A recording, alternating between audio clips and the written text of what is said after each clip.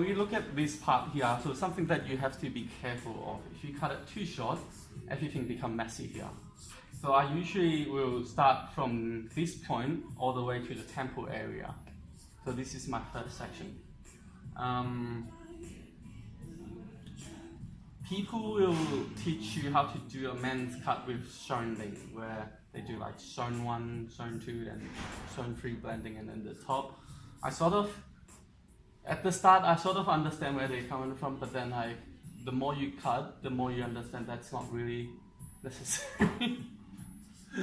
Oh, fine. Yeah. I don't know if Okay, if I'm wrong, or if Lindy says something different, listen to Lindy. Okay.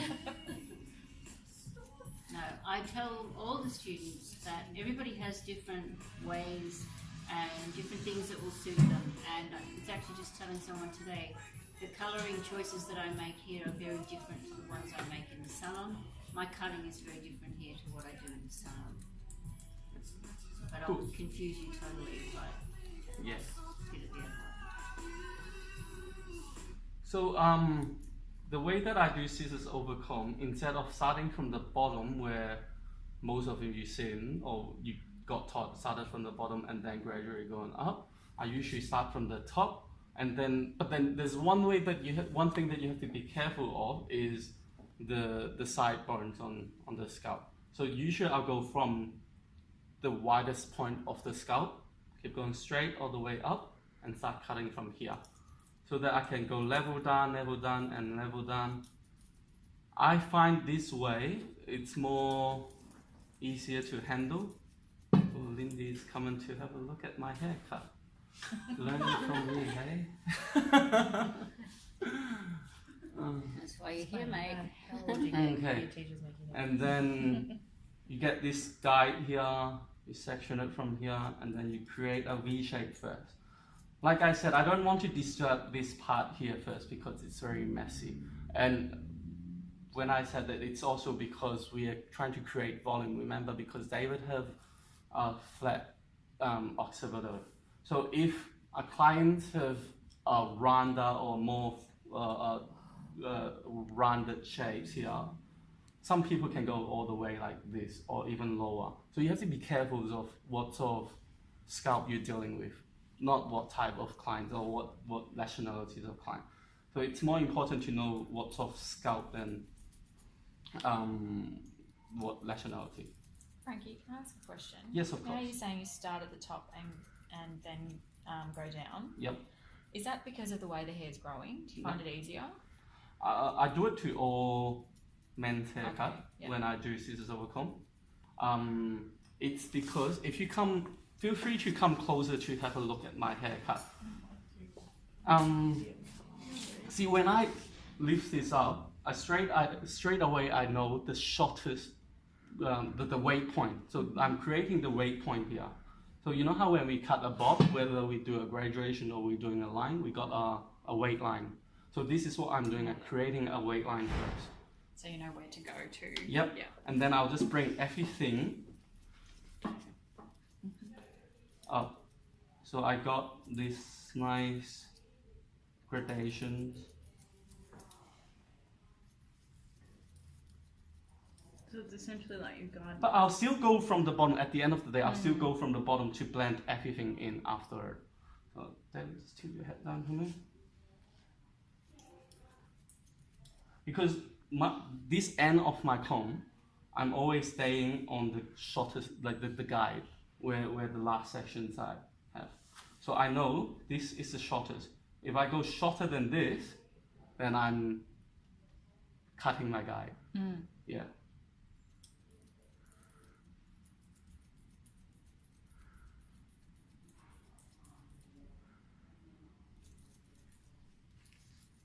And the way that I'm standing, it's incorrect because I'm showing what I'm showing to you guys. If I'm cutting this here, I should be standing somewhere here, right in front of the camera. Because I can move. I want to show you guys how I'm cutting, so I'm tilting my body down and I'm cutting. It's very important of your body positions.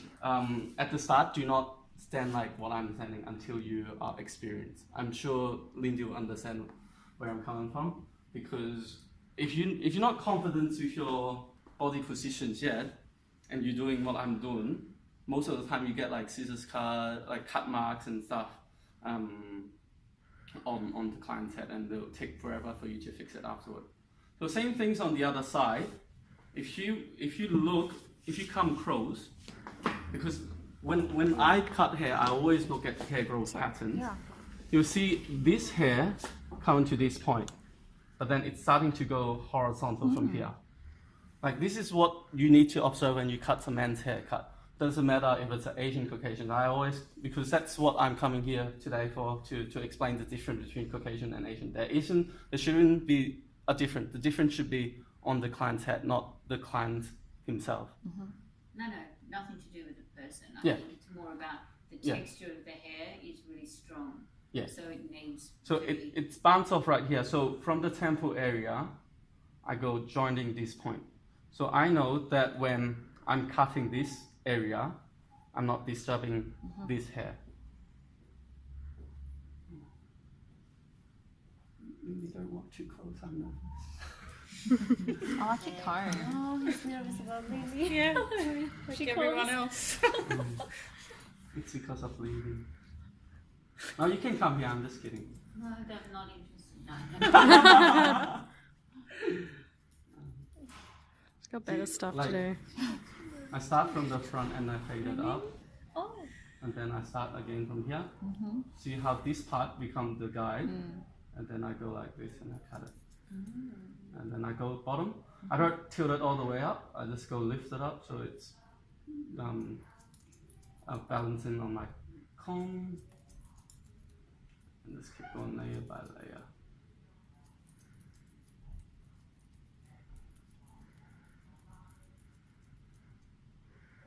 I think I don't know how was the history like in Melbourne, but then in Hong Kong, I was told by some experienced hairdressers or some of the hairdressers that from the 80s or from the 90s, that the difference between what grade of hairdressers are you, it's whether you cut with your scissors or you cut with your clippers. I don't know, is that what happened like back in the good old hair salon day? Don't start me. You know how I feel about clipper cutting. I know. The only good thing about clipper cutting, It's quick. it's quick. I consider it to be, I can't even say it because I know there's a lot of people who disagree with me. I think if you should be able to master your scissors. And then if you want to go and use clippers, by all means, Yeah. use them. But you should know how to master your scissors, number one.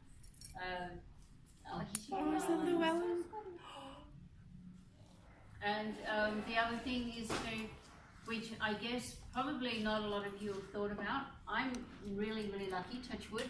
I have no long-term injury from my work, okay? But you can see doing this thousands of times. If you're using clippers, then you don't have the, possible problems. That's the only other way to it. Look, I don't believe scissors overcome thing will hurt your hand. It's not. Long term, it will. I don't agree with that point. I have to say, it's because we have people doing scissors for like so many years from Japan. They've been studying about their own brand, the scissors, how they can improve it. So this, I wouldn't open the brand. If you want to, you can talk to me after. But this pair of scissors, they are award and they are designed to decrease the pressure that you're using with your phone. I've been cutting it the whole day, scissors overcoming, for like 10, 15 clients, and I don't feel tired. But there was one day that I forgot to bring my scissors to work. And then my colleagues was like, "Oh, Frank, you can use mine, you don't have to go home." I was like, "Okay, let's give it a try." And I still, because I got used to scissors overcoming, so I just use it as my scissors overcoming scissors. And then after one client, my muscles here, it's feeling all this pain. So I think it's about the scissors that you're using, whether it suits your hand. It's very That's a very important. good point. But I do think, I mean, I've always used really good scissors, and I know you do too. So I think if you're chunking into your scissors, that's into the hair, that's obviously a really bad thing. But anybody that does this 100, how many times will you do it? So many anybody times. Want to count? You should do this when you look back on the video. Count how many times you do this in 60 seconds. Think you'd spend 20 minutes doing a haircut. So multiply that by, 20. But Lindy, I know there is hairdressers that use scissors over combing since they want their hairdressers until they're retired. So maybe when you say the long term, it's, I don't know, when they. It's different, I would say, because I'm not a doctor. There is chances, like Lindy said, I agree. But if you invest on good scissors that suit your hand, look, my pair of scissors doesn't necessarily apply to all hands. You have to try different scissors. Go to Hair Expos, try them all, and do this movement for like a minute. We've had excellent ages in talking about all of that, haven't Yeah. we? Have you remembered that? We did that right ages ago, so it's good for Frankie to remind you. We also have very small blade on our scissors. I find that I haven't used a longer blade, but it looks. Well, so that's quite fun to use a long blade. I I really think like small blades, but when it comes to scissors over combing, oh no, longer is easier. yeah. I use a pair of scissors upstairs to cut something, and I cut paper, and it was, paper scissors. Rock. Yeah, but the blade is about this long, and I went, oh my god, I've just done that twice, whereas my other scissors are that. So yes, Yeah. there are definite advantages, and that cuts down the amount of cutting you do. So now I have completed, not fully completed, I'm still going to run it over after, but I'll give a guide, and it's moving. Doesn't seem to have a lot of scissors, Michael. There shouldn't be any. And now I'm moving on to the top. So I'll come back after I finish everything, and I'll tidy everything up when I look at the mirror. It's stupid to cut without a mirror, which is what I'm doing now. Mirror is very important. Once you have confidence enough cutting enough hair, you can roughly get a good haircut without a mirror. But the best haircut you can achieve is cut with a mirror. So it's very important to have a mirror. Now I'm coming back to the crown area. After the side and back, I do the crown. I follow the hair growth pattern again. So when you see me sections, it's okay. I section this up. See how this hair going this way? I come all this way up here. And then I tidy these edges up. Same thing, following the natural part. Because what happens when you cut following the hair growth directions is when they go home and dry it, this is how they look. And this is called cut. That's what I call cutting the hair with style instead of styling the haircut. Because you get to hear a lot of clients complain about they go home and then shampoo and then the hair is different than how they walk out the door. It's because hairdressers most likely forgot the importance about cutting with the hair growth pattern, which everyone have. It's particularly obvious on people with short hair. Yeah. Yeah. Like a bob and stuff, you Yeah. find it. Yeah. If you cut the hair fully wet, a bob, you realize that once it's dry, you have to run it over again because it's not balanced. So I usually just cut the bottom part when I cut a bob, cut the bottom part wet, and then I'll dry the hair and I'll finish the top because that's where the most actions come in. Sorry, my foot was stepping here. It's because the salon that I work in have the electricity pedal, so it will just drop. But then, yeah. Okay. Now the top, what I did was I bring everything.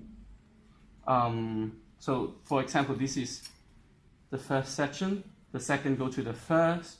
The third go to the second. So to create the graduation tail. So we're growing longer at the top and shorter at the bottom. And then I start sectioning the top, blending in everything. See, when I first learning haircut with Asian people, they usually go point cutting, which I've been doing it for the past 3 years. I've been doing it until I went to re-educate myself in Shanghai, where they like precision cutting, where cutting everything so straight in lines, and this is how you get a longer lasting haircut compared to point cutting. The reason why Asian hairdressers like to point cut before they get a precision line is because they believe Asians hair or typical Asians hair are more coarse, more straight. If you cut so blunt, like what I did, it's become very heavy. And at the end of the day, they still have to texturize it. It will take forever to texturize it, so they just do it the way they. But then I think if you cut everything straight and blunt first, and then you texturize it, you know what and where exactly you're cutting, and it gives better and longer lasting haircut. So now I'm looking back at the mirror. Sorry, I'm wearing black. The reason that when I work I don't wear black, it's because I can't see.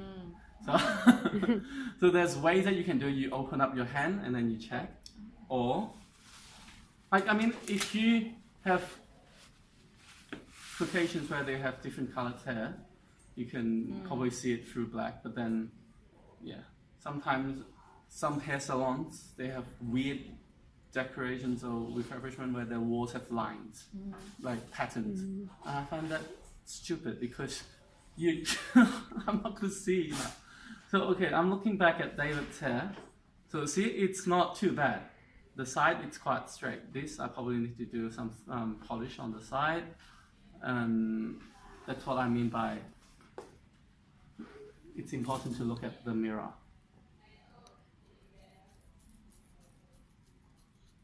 I'm running through again. So the difference between using the wide tooth and the thin tooth or whatever they call it, the skinny tooth, the narrow tooth,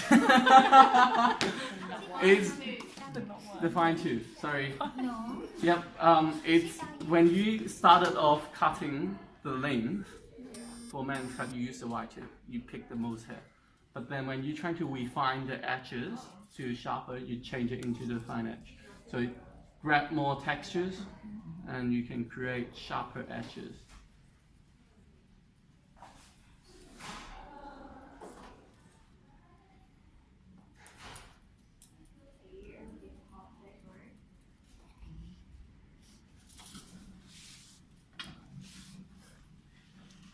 Okay. So now after the side and the top, hold on, I still have to check the back.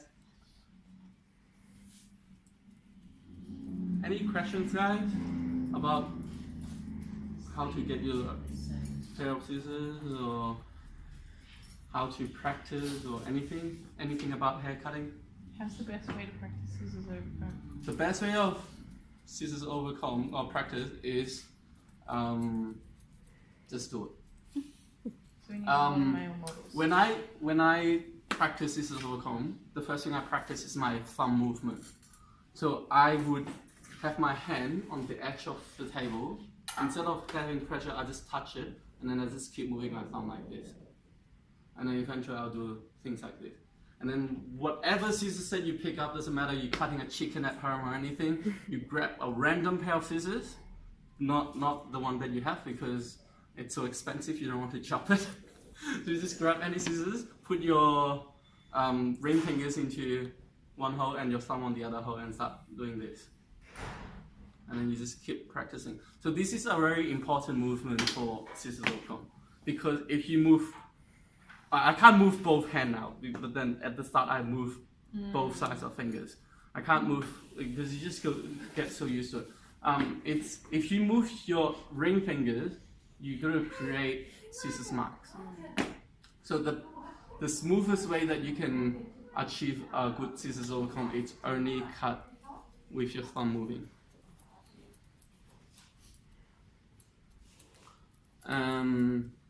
And practice your hand flexibility by saying this. It's like twist your hand, not like break it, but twist it so that it's flexible. It's like giving a stretch.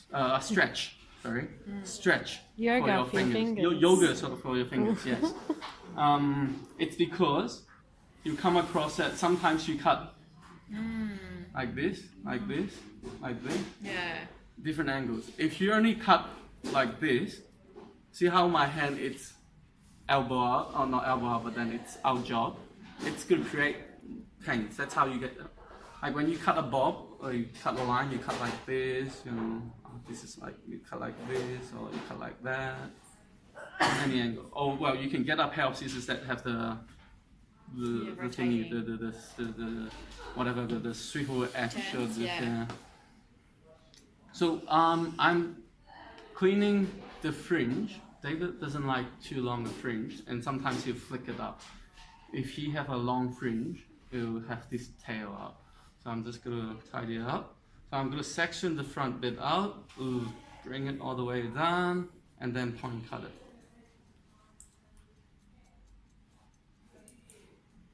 I know I said about blunt cutting the haircuts first, but then when it's come to straight hair or a coarse hair, if you blunt cut it, you create a very sharp edge. Like, things that you have to think about when you cut hair is which part you're using, what techniques. Yeah. Okay, and then I'll go over here.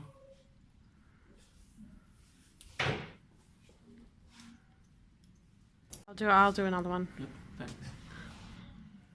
So after I blunt cut everything, then I'll change my scissors to texturizing scissors. So instead of the thinning scissors that you might think about, it's one of these fat scissors that I have. So that's my texturizer instead of using the wide tooth.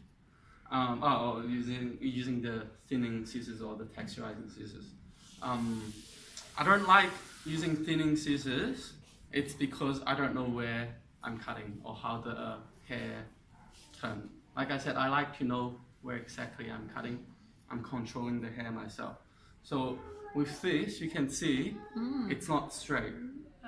It's, you know, not all the brand of scissors have this, but all the brand of scissors would have a fat scissors like this, which is called the dry cutter or the slider.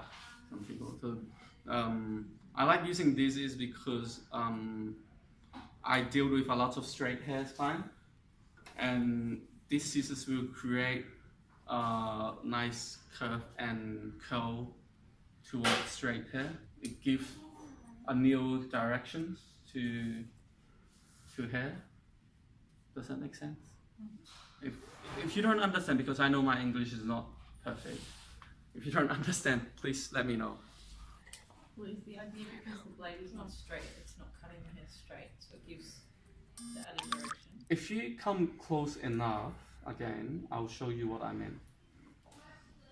Okay, if I use a straight cutter to point cut, I'll create straight cuts, correct? But if I use the curve cutter, I'll create curve. So when I cut it, okay, the theory is short hair pushes long hair, correct? If I have straight cut, the hair will bounce more. If I have more smoother or run texturized, it's calm more. So this is like, it's like a good thing for Asian straight, whatever you want to call, coarse hair that doesn't, I mean, like, again, if the hair itself, it's 90 degrees straight up and coarse, this is not going to do nothing, okay? All you need to worry about is giving a smooth surface. But with like lawnmower hair type, then you can use this to create better and calmer curve angle. I like this when I cut a bob. I use this a lot as vertical sections, and then I just slice it through in between when I do texturizing, so that it create that puffiness. Oh yeah.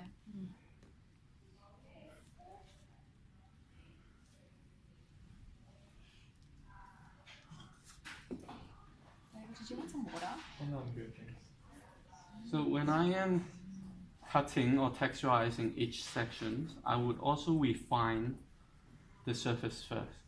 What I mean by is when I section this out, and if I see like corners here, I'll refine it first. So this way it will look, the straighter the hair, the softer finish you want to create. Same things apply to fat face like mine, or you know, if a client have like round face shapes, you want to create sharper lines so that they look skinnier for men's cut or for short haircut. But when they have very sharp edges or like corners, some people have triangular corners here. You know, it's almost like when you shampoo the hair, it's like you know those massage thing. It's like this. Like when you shampoo the head, you can feel this feeling. That's how pointy they can be. And with this sort of clients, you want to create more rounder finish or softer finish. So when the hair grow, it looks better. If you imagine if David had two corners here, like what I mean, and I'm creating a sharp lines here or a square shadows here. When the hair grow, it expands and become like triangle. So creating rounder shape would help those sort of clients. Okay.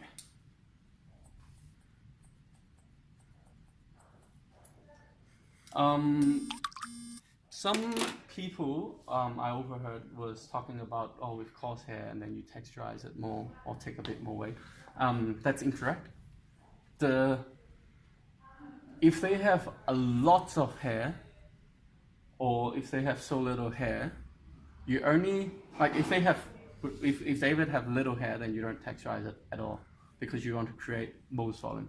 But if they have a lot of hair, you still do the same amount of texturizing. You don't take the weight off so that they feel light and thin out, because we can only take off the length of the hair, but we can't take off the amount of hair, because the follicles stays the same amount unless they're dying.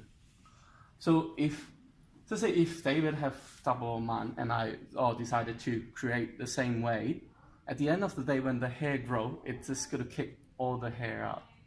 So there is only a certain of percentage that you can take off when we're talking about texturizing or taking out weight for the hair.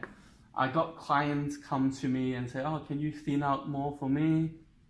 I said, no, sorry, sir, I can't do it. I'll say it like this, and I'll explain to them, of course.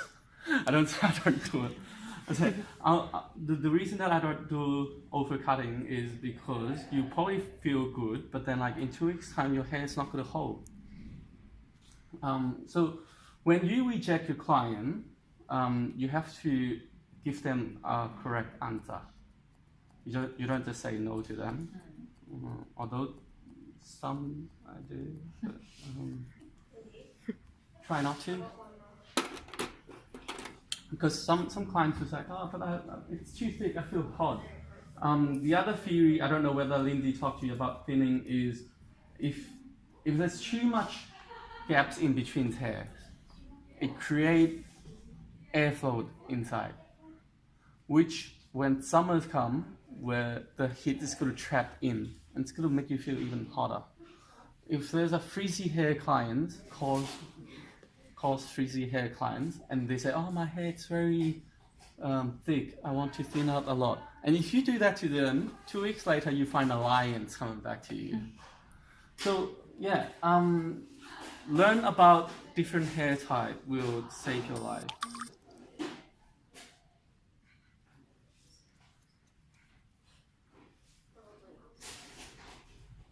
Wrong scissors.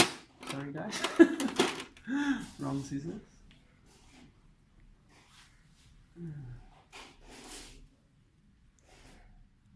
So the good thing about this is I can spin it two ways. It depends on which angles I'm trying to cut in. For example, if I cut this way, see how the hair is going forward? And if I cut with the blade going forward, the hair will listen. So this is something when you cut your client's hair, you have to think with your scissors because it's your tool. It's not just a tool, but it's part of your hand. It's like when you're doing curling iron. If you want the curl to go forward, you have to know which side you're turning. Same thing. When you cut, you have to know where the scissors will go. So this is how you get a good haircut. I'm still learning. There's lots of theory that I said today. Not necessarily that I can do it 100%, but I know it's correct, and I'm going to try my best to make sure I can apply it to my client.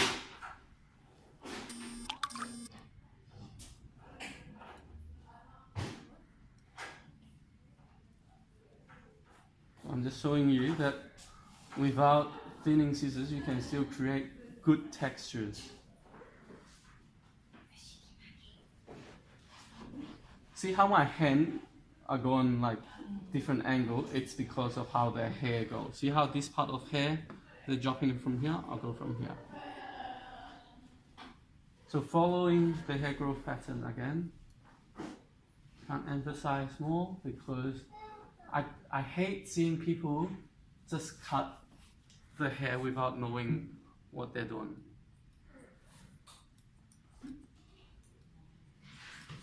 It might make me sound so arrogant what I just said, but Can I ask a random question? yeah.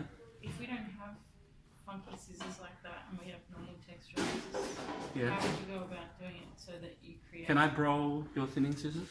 Sure.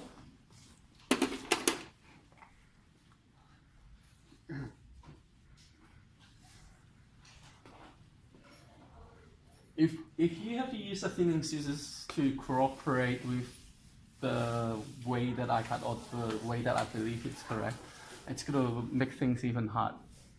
Okay? So do you guys know the difference between this side and that side? We do, but can we reiterate? Okay. So when you cut with this blade, Oh. this is the cutting blade. So this is not cutting. So when you cut, this is another thing that I don't like about thinning scissors, and I don't like people using it, is because they don't study about the scissors. You just grapple and start thinning out, and they think that it's thinning out. But what happens if I cut with this side to the top? You're going to shop underneath. The hair will be cut underneath. No. If I cut from the that top, side will be on yeah, the top. it'll be on the top. But if I cut from this side, it will cut underneath. Imagine if people don't really care about the scissors, they just cut it, and they're cutting a bob, and then they texturize it like this. What happened? It, not just lines. I mean, like, I don't think you get like a clean line, but then hair will bounce off. But if you cut with this side, the hair will calm down. So that's a difference. But then when I cut with thinning scissors, I pick up one hair, and I want this side of hair to be cut. So I go insert, and then I cut it, and then bring it out. And then I pick the lick strand, and I cut it, and then I pick it up. Okay, this is how I would do it. I know some people are like, oh, you don't need to, you just go like this, and go pat, pat, pat. But what happened? You're not knowing what you're cutting, and you're creating all these thin lines here. And see, because I'm holding the hair, so this will be the shortest point where most hair cut. And at the end of the day, when the hair grows together, this will just split off because they're so in lines when short hairs. Some people would say, look, if you know how to use your thinning scissors, then that shouldn't be a problem. I agree. Every tools are created for a purpose. If you know how to use it correctly, there shouldn't be a problem. But if you don't, then stick with the classic original. Bye! See ya! Please come back. Bye, Oh, he's gone. He's the cutest thing I've ever seen. So is the way that you thinned out the hair then with those thinning scissors a way you would recommend to use them in that way, like as a starting point? Because we've Look, seen if them I used in so if many I have different that pair of ways. scissors, Yeah. or if I saw someone to have, like to all of you guys to use it, I would use it only for blending in scissors mark. Okay. Yeah, I would only use it for blending in scissors mark because, like I said, if you work in a salon and you have 2 scissors line to blend, but then you don't want to spend half an hour to blend it in. So is that what they're good, like you could, if you had that line, they're like, oh no. They're I- good for helping to blend it in. It would help. So like I said, clippers cut things faster. Thinnerers blend in line faster. Yeah. But I can still blend a line with my straight blades, can I? Yeah. So at the start, feel free to correct your haircut with the tools that you're comfortable with. But always remember, if you want to be a good hairdresser, you use the best techniques for the certain types of haircut. You use the correct techniques for the correct haircut.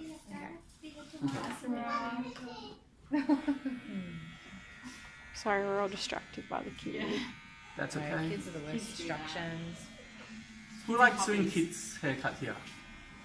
You do? Most of mine are, my men's cuts are, I'm the eldest out of 8. So there's a lot of young boys that I cut hair for. And that's why I was asking about it, because my brother, he has this big, thick thing full of hair. Yep. And I try to do a lot of it with my scissors instead of using the... Look, what I would do, because he's your brother, Yep. then just take your time. Yeah. 2 hours, 2.5 hours, doesn't matter. Well, the problem is I can't do that with him because he's got ADD. Can't sit still for So that long. he's Oh, kind of hold on. like, he's like, Okay. what? I thought it was like, I have a 13-year-old brother, but he's like too cool right now for me to let me cut Yep. his hair. how about your dad? Well, I cut my other brother's hair, and he's 21, so he's okay with me Yep. trying a lot Yeah. of other stuff. Do your scissors over comb with him. Okay. If you can't do it, why don't do? I mean, just keep doing it until you can do it. Okay. Yeah. Because I tried at home, and it's just so hard.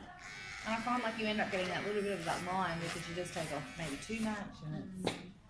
So one thing that I'm doing now, we're finding that ever so slightly edges. I think haircut and clippers, if I have to put a ratio on it, I would say 90 to 10. Refining edges and also the hairlines. A lot of hairdressers, I would have to say in the cheaper salon, because I hate putting price on things, because I think it's whether the hairdresser have passion. But then most of the time I've seen, when it's like a $15 or $20 haircut, they don't care about the hairline so much. I do care about the hairlines because it creates shapes. For example, if you have me as a client at the back, you see lots of baby hairs here, and they're like so soft. It doesn't look masculine enough. And also, if I have a fatter neck where I used to have, trust me, I used to be so fat. And it's on video. Oh, anyway. We edited it out. Look, I would want a clean surface on both sides to make me look like I have a neck. Yeah.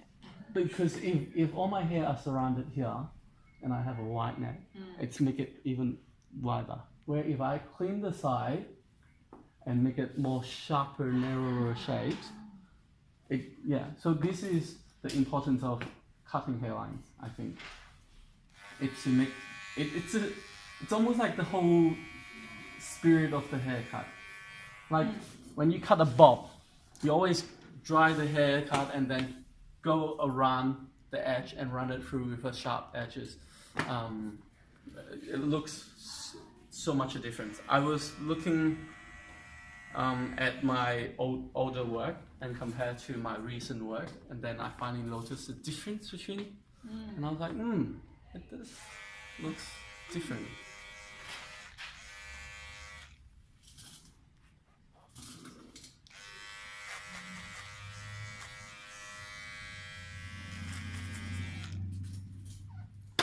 Okie dokie. Can someone give David a second rinse? Anyone?